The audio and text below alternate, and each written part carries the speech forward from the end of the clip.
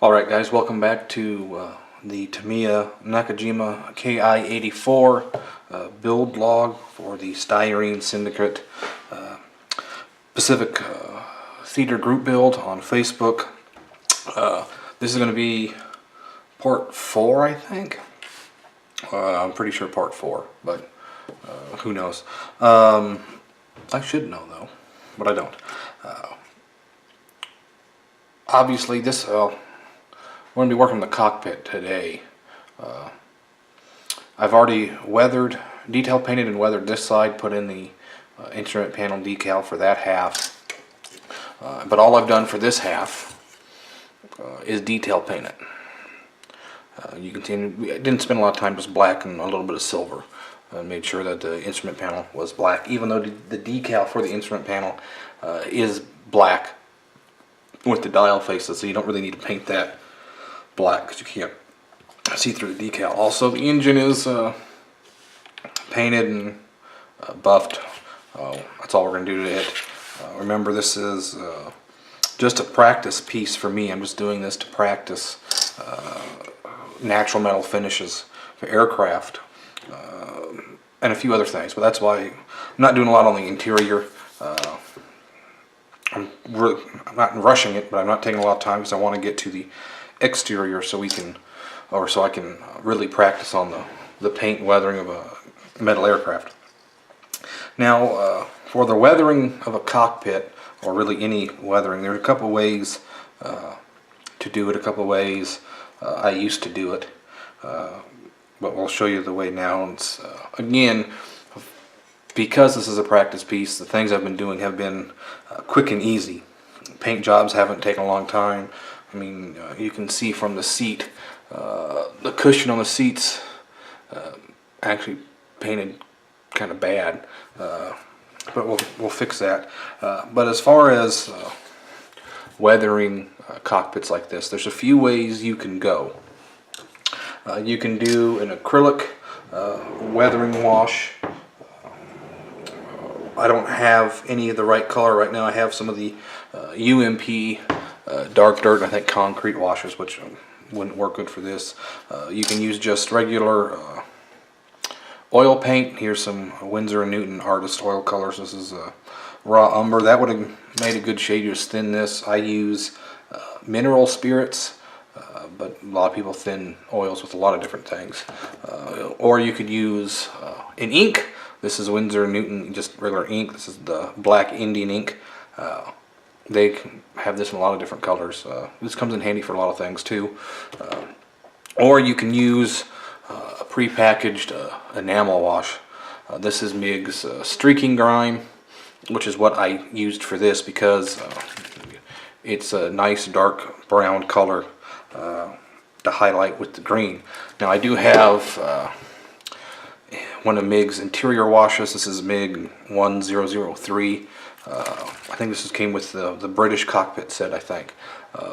But the color is just, it's too close to what the cockpit is for what I want to do with this. Also, you have this, which is Mig's North Africa dust wash, or dust effects, nature effects, whatever they call it. That's a nice sandy, not really sandy, but light dirt color. But what I did for this is I just used, let me shake it, make sure it's shaking because we're going to do it to this side. I just used Mig's streaking grime, and then at the end, what I did, as you can tell with this one, I went in with some pigments, just to make it a real quick and down and dirty job. I used Mig's Europe Earth. That's Mig 3004, and that's the two things I use. So let's go ahead and weather this half of the cockpit.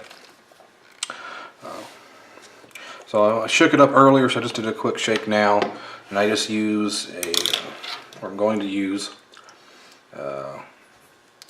just a number 1 paintbrush. You don't need to use anything fancy. So just an enamel wash. I'm just get a paintbrush, load it up kind of heavy. I'm just going to put it in.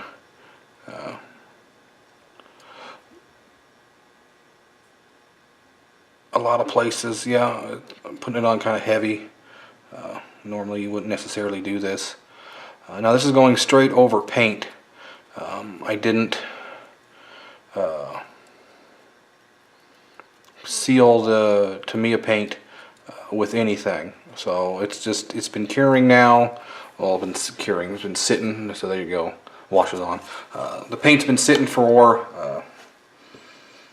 about a week almost now, since I painted it.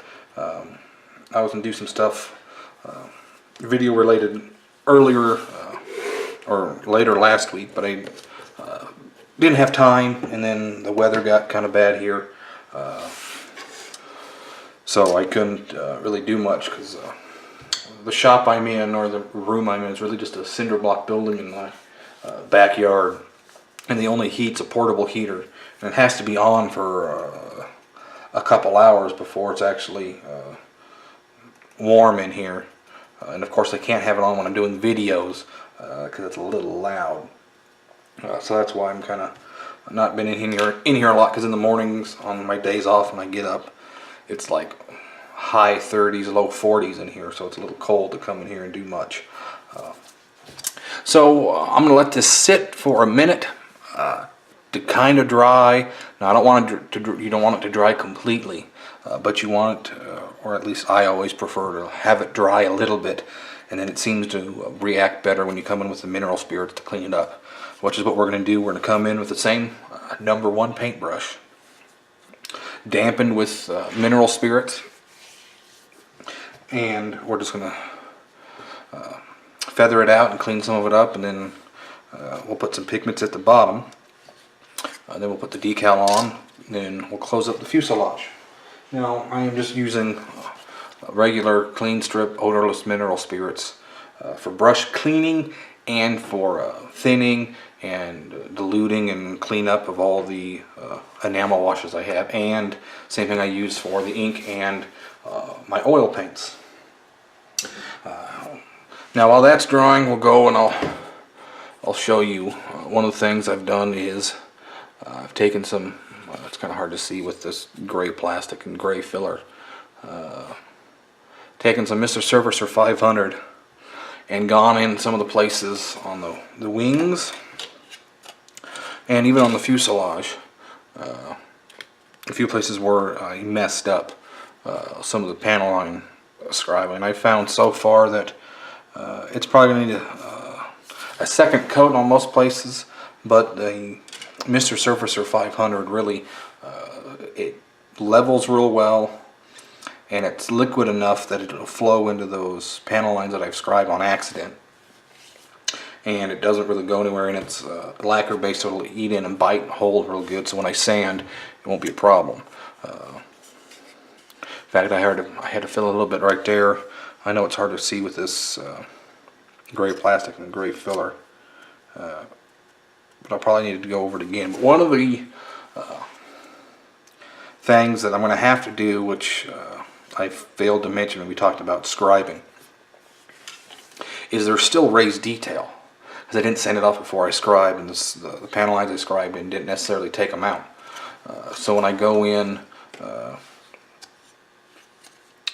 and after I have the fuselage together, I can't just prime it without sanding those raised panel lines off, otherwise you're going to have a really weird look with a raised and recessed right beside it. So I'll have to go in and give it a light sand over, and then come in later,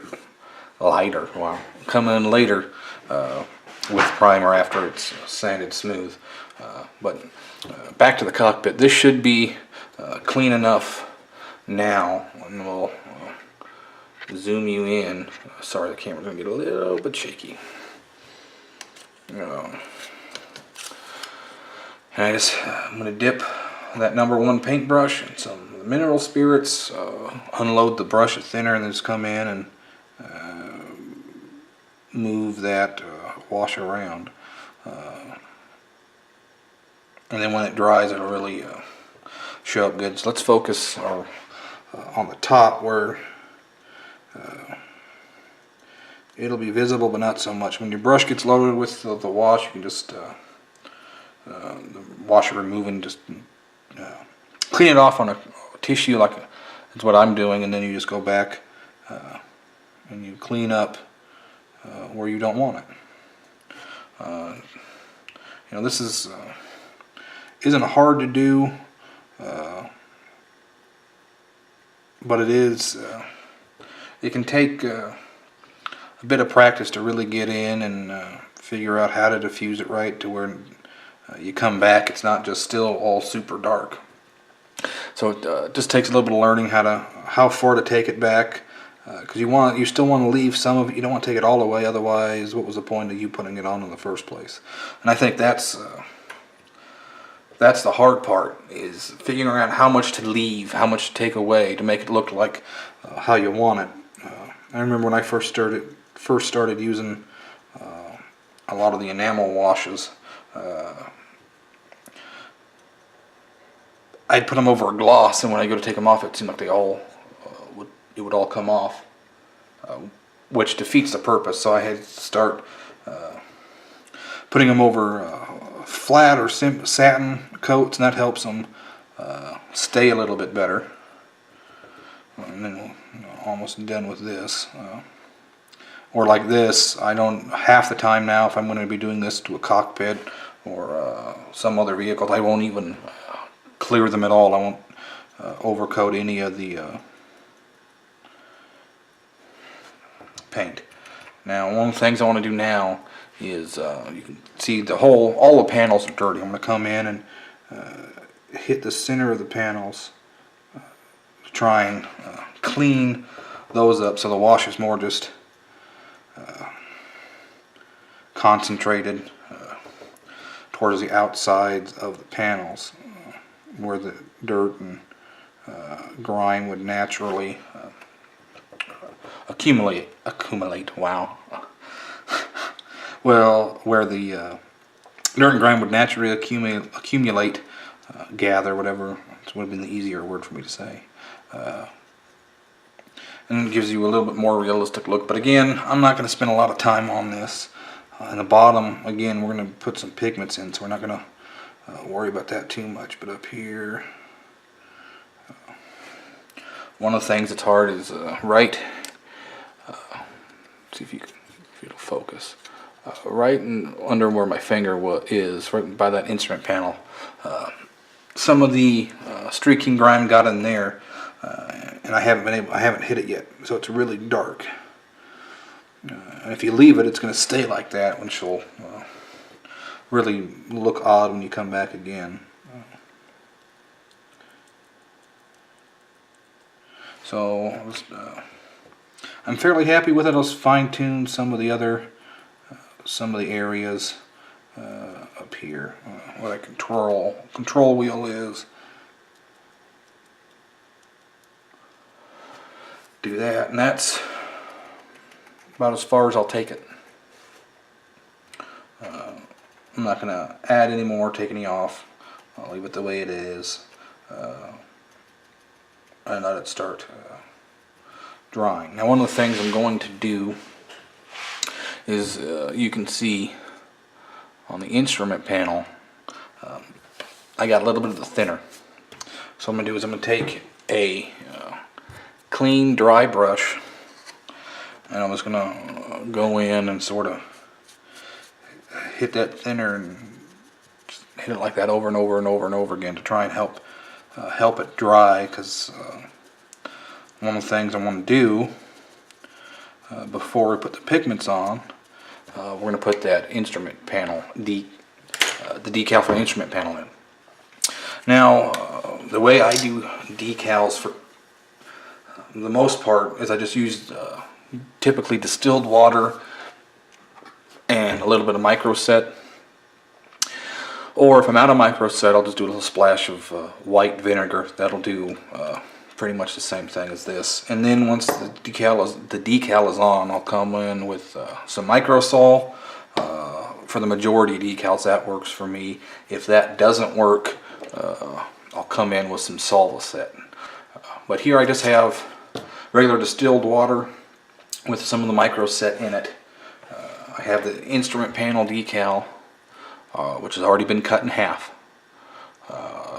per the Tamiya instructions. I'm just going to use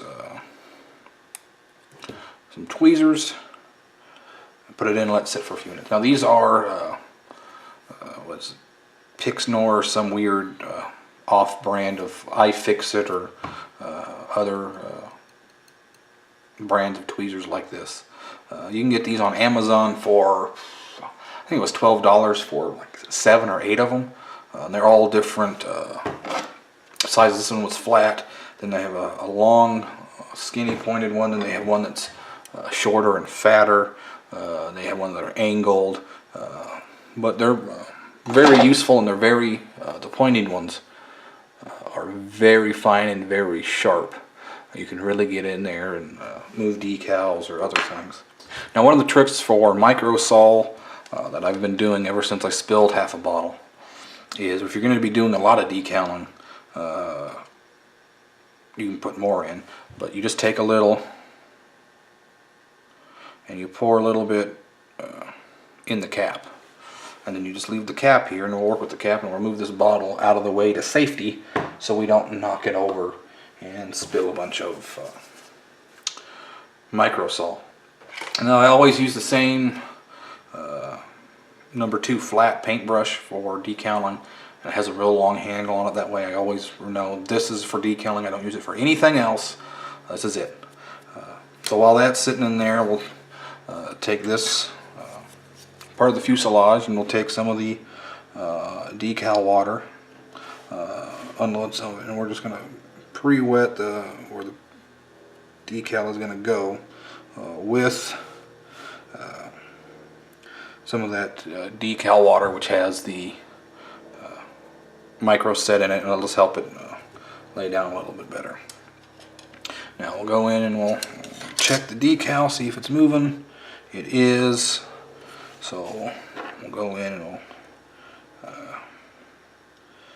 pick it up, wait on the tissue, let some of that excess water go out, and then I'm just simply gonna for this, I'm just going to grab, I normally wouldn't do this, I'm just going to grab the decal. Before that, you can see a little bit. You have that and that, which are the excess guidelines for cutting the decal. So I'm actually going to trim those off real quick. Doesn't take much at all. And very gently I'll come in and I'll just place the decal. Here we go. We'll do the final position. Now, one of the things I'm going to need to do with this one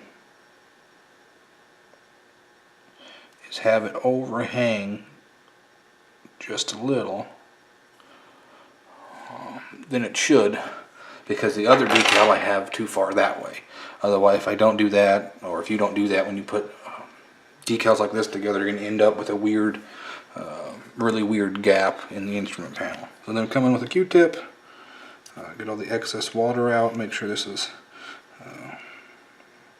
nice and firmly set down, which it is.